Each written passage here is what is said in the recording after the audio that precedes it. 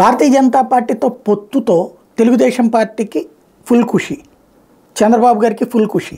కానీ ఒక టెన్షన్, ఇప్పుడు జనసేన భారతీయ జనతా పార్టీ పోటీ చేస్తున్న సీట్లలో విజయాలు ఒక ఎత్తు, రెండవది పార్టీ శ్రేణుల మధ్యన ఇప్పుడు ఓట్ల బదలాయింపు చేయడం ఎట్లా అన్నటువంటి. ఎందుకంటే నాయకులు కలవచ్చు, కార్యకర్తలని కలపడమే పెద్ద కష్టమవుతుంది. ఇప్పటికీ జనసేన తెలుగుదేశం పార్టీ వాళ్ళకి మధ్యనే ఒక స్ప్లిట్ ఉంటే, ఇక బీజేపీ తెలుగుదేశం వాళ్ళ మధ్యన అయితే విపరీతమైన స్ప్లిట్ ఉంది.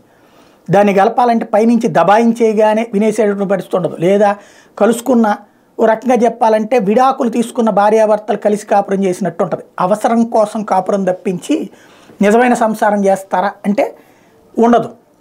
అది ఒక పెద్ద సమస్య. ఇక ఓటర్ని, భారతీయ జనతా పార్టీ ఓటర్ అయితే తెలుగుదేశంతో పూర్తిగా విసిగెత్తిపోయి ఉన్నారు.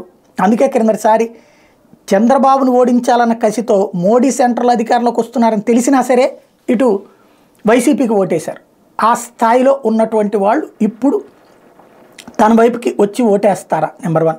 జన సైనికులైతే పవన్ కళ్యాణే సీఎం ఈ దఫా ఖచ్చితంగా అని నమ్మినటువంటి వాళ్ళు, ఆయన సీఎం కాదు కదా, కనీసం డిప్యూటీ సీఎంకి కూడా ఎష్యూరెన్స్ లేదని తెలిసాక, అట్లాగే కాపు సామాజిక వర్గపు సీఎం అన్నటువంటి ఆల్టర్నేటివ్ ప్లాట్ఫామ్ పక్కకి వెళ్ళిపోయాక ఓట్లు ఇవన్నీ షిఫ్ట్ అవుతాయా అన్నటువంటిదే ఇప్పుడు బాబు ముందున్నటువంటి టెన్షన్.